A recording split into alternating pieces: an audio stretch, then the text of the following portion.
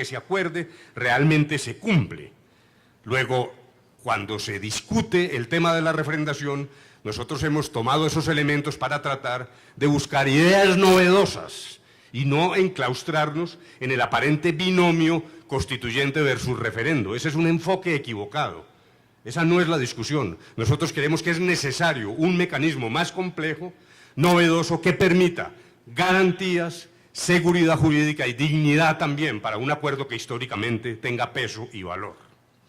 Las FARC han optado por proponer una constituyente y nosotros creemos que es realmente una propuesta inadecuada y yo, sin temor a exagerar, hasta diría que es precisamente el peor de los mecanismos posibles en materia de refrendación. En primer lugar, una constituyente no es verdaderamente un mecanismo de refrendación, es un mecanismo de nueva discusión, es como una especie de segunda instancia a la mesa de La Habana. Y me parece que eso desvirtúa en su esencia el acuerdo ya logrado. El acuerdo consistía en buscar la terminación del conflicto a través de conversaciones directas, bilaterales entre las partes. No podemos abrir la posibilidad de que haya como una especie de recurso de apelación a una constituyente cuyo resultado es ignoto, que es incontrolable, pero que además incluso puede significar un retroceso en los acuerdos que se logren en la mesa de conversaciones. Luego, de entrada, nos parece que realmente es un error, que además no está tomando en consideración la realidad política colombiana. Hay colombianos que legítimamente se oponen a las conversaciones o que exigen un precio muy alto y que van a hacer presencia en una constituyente con pleno derecho. Luego, realmente, lo que creemos nosotros que es sólido es lograr un acuerdo definitivo y los colombianos dirán sí o no según su leal saber y entender. Pero el gran problema de esta discusión además es que no se explica de qué constituyente estamos hablando. El artículo 376 de la Constitución establece la posibilidad, sin duda, eso es cierto, de convocar una constituyente mediante el voto popular. Por lo tanto, el número de escaños de esa constituyente obedece al poder electoral, a la fuerza política de cada ciudadano que vota por uno u otro candidato de sus preferencias. Realmente las FARC están hablando de una constituyente ad hoc, estamental, por cuotas, donde ellos tengan prefijada una cuota previa, producto del acuerdo. En nuestro modesto modo de pensar, esto modifica el artículo 260 de la Constitución, que es el que establece esa correlación entre votos y escaños, y por lo tanto exigiría una previa reforma constitucional, lo cual ya de por sí muestra que se ha escogido el camino más engorroso. Cualquier fórmula alucinante para superar ese problema nosotros creemos que realmente es inviable. Pero además, si lo que se cree por parte de las FARC es que el agua lustral,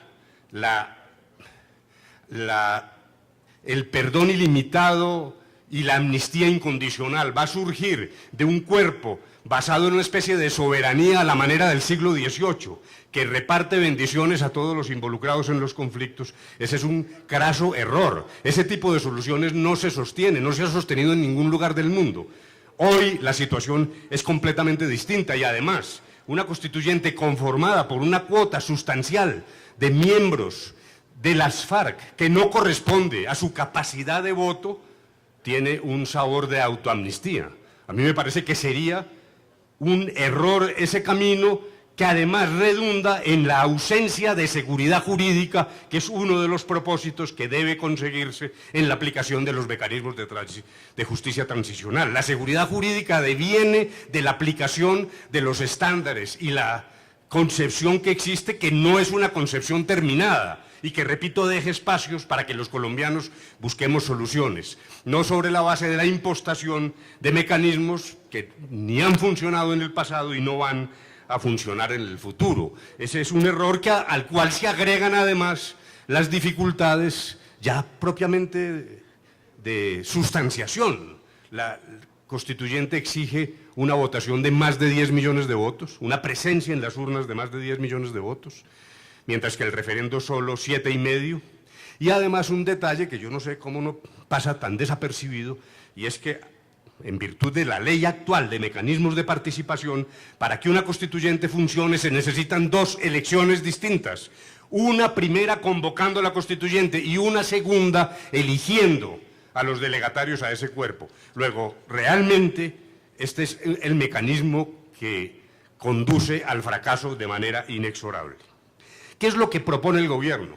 El gobierno simplemente, hasta ahora lo que ha hecho es presentar un proyecto para permitir que un hipotético, posible y futuro referendo que se convenga en La Habana, que no se ha convenido aún, tenga lugar concurrentemente con las fechas de otras elecciones. Esa es una norma de carácter funcional que no tiene ningún contenido sustantivo. Es simplemente levantar una prohibición. La ley actual sostiene que los referendos no pueden tener lugar con otras elecciones.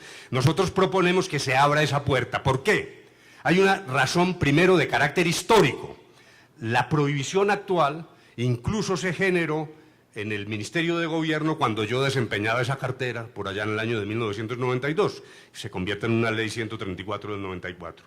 Por una razón, porque recién sale la Constitución, el temor de la ciudadanía era que íbamos a estar inundados de referendos, que todos los días íbamos a tener uno, que se iban a manipular, que iban a colarse en la vida de los colombianos permanentemente, y por eso hay una serie de restricciones en la forma como se concibió esa ley. Pues la historia, 20 años después, ha demostrado lo contrario. No hay referendos, los pocos que se han intentado han fracasado por falta de presencia de los colombianos en las urnas. Luego, nosotros creemos que esa previsión de hace 20 años de prohibir la concurrencia del referendo con otra elección hoy no se justifica.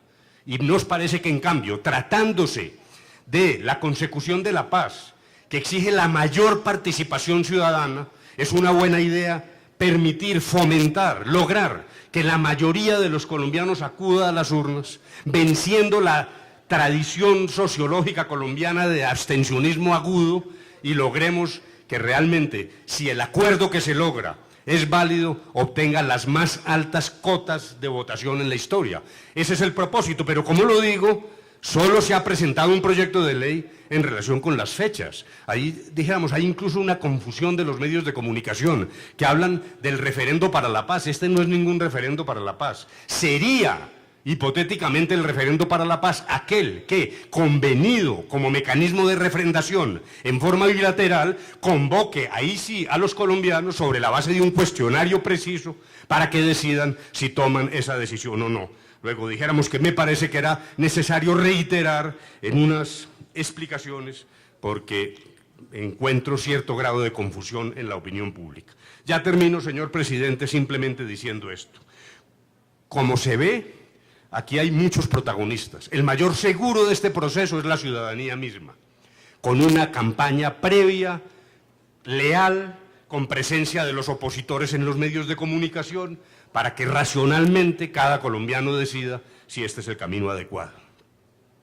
Pero para llegar allá también, claro, hay otros protagonistas, la Corte Constitucional entre ellos. Ya tenemos las decisiones sobre el marco jurídico. Habrá necesidad de mayores decisiones, nuevas decisiones. Por ejemplo, siembro aquí una pequeña semilla, abusando de los miembros y magistrados de la Corte Constitucional. Hay varias sentencias, pero tomo una. La sentencia 141 del 2010 dice, y es inobjetable, que en los referendos el cuerpo ciudadano no corresponde a esa figura del llamado constituyente primario, sino que es un poder constituido. Y dijéramos, eso es inobjetable en situaciones ordinarias. Ordinariamente, si usted convoca un referendo, no está apelando al constituyente primario, está acudiendo a un cuerpo que tiene unas funciones previstas en la Constitución. Eso me parece que es inobjetable. Pero me he puesto a pensar cuál sería la verdadera naturaleza de ese posible hipotético referendo para la paz. En mi opinión, sería el cierre del ciclo constitucional que comenzó en el 91. El 91 convocó una constituyente y se dijo expresamente que era un tratado de paz, que esa constituyente era un tratado de paz, y no lo hemos logrado. Un referendo para terminar el conflicto cierra un periplo constitucional que comenzó en el 91, y en mi opinión, sí tiene gran cercanía, y en esto no quiero tampoco exagerar la retórica, tiene inmensa cercanía con lo que el constituyente primario quiso en ese momento. La constituyente se le ha reconocido reiteradamente su condición de constituyente primario, y este es el ciclo el cierre de un ciclo o sería el cierre de un ciclo que comenzó en 1991, frente al cual entonces me parece que el análisis de la posible sustitución de la Constitución tiene que desaparecer o hacerse de manera extremadamente cuidadosa, porque implicaría, repito, simplemente rubricar algo que comenzamos en 1991. Y esa será, sin duda, una enorme responsabilidad de la Corte Constitucional. Muchas gracias, señor.